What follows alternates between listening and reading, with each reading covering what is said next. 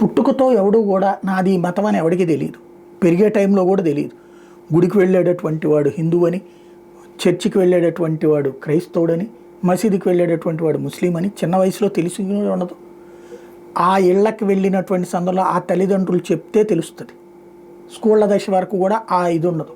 College దశకి పోయిన తర్వాత ఈ పిచ్చ పెరిగితే తెలుస్తుంది. లేదా అక్కడ కూడా స్నేహాలే. మాకైతే ఆ ఫీలింగ్సే ఉండేది కాదు. కాలేజీల్లో కూడా ముస్లిం స్నేహితులు బోల్డంతమంది ఉన్నారు. ఈవెన్ ఉద్యోగంలో కూడా బోల్డంతమంది ముస్లిం స్నేహితులు ఉన్నారు, క్రైస్తవ స్నేహితులు ఉన్నారు. కానీ ఎప్పుడు బిగినైంది? గత 15-20 ఏళ్ల నుంచి ఇది ముదిరి పాకానబడుతుంది.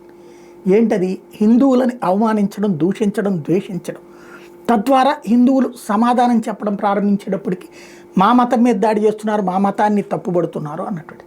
ఇక్కడ అర్థం కావాల్సిన పాయింట్ ఏంటంటే, ఎందుకని ఒక 1000 మంది హిందువులు ఉన్న ప్రాంతంలో ముస్లింలు బ్రతకగలుగుతున్నారు, క్రైస్తవులు బ్రతకగలుగుతున్నారు, చర్చిలు పెట్టుకుంటున్నారు, ప్రార్థనలు చేసుకుంటున్నారు, మసీదు పెట్టుకుంటున్నారు, వాళ్ళకి సంబంధించినటువంటి ప్రార్థనలు చేసుకుంటున్నారు. బట్ 1000 మంది ముస్లింలు ఉన్నటువంటి చోటన హిందువు యొక్క గుడిని ఎందుకు అంగీకరించలేకపోతున్నారు, గంటను ఎందుకు అంగీకరించలేకపోతున్నారు? ఈవెన్ ఇప్పుడు మొన్న జరిగినటువంటి రాయచోట్లో ఏంటి గొడవ?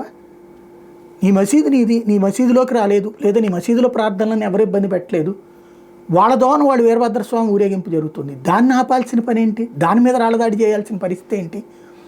అట్లాగే ఇతర ప్రాంతాల్లో జరుగుతున్నటువంటి ఇష్యూస్ అయినా అదే నడుస్తున్నది. ఇది క్రమంగా హిందువులలో ఒక అభద్రతాభావాన్ని కల్పిస్తున్నాం. ఇది గుర్తుపెట్టుకోవాల్సింది ఇతర మతస్థులకు సంబంధించిన వాళ్ళు. ఇది ఆయా మతంలో ఉన్న అందరూ చేయట్లా. ఒక 5-10% మంది మత మౌఢ్యంతో చేస్తున్నటువంటి యాక్టివిటీ క్రమంగా సామాజిక చీలికలు తీసుకొచ్చే ప్రయత్నం జరుగుతోంది. ఆ మత మౌఢ్యుల నుంచి కనుక అటు ముస్లిం క్రైస్తవ సమాజం కనుక బయటకు రాకపోతే దీన్ని ఆ స్వార్థపరులు వాడుకుంటారు. చివరికి ఆ స్వార్థపరులు నెత్తినెక్కి కూర్చుంటారు అని గుర్తుపెట్టుకోవాల్సింది.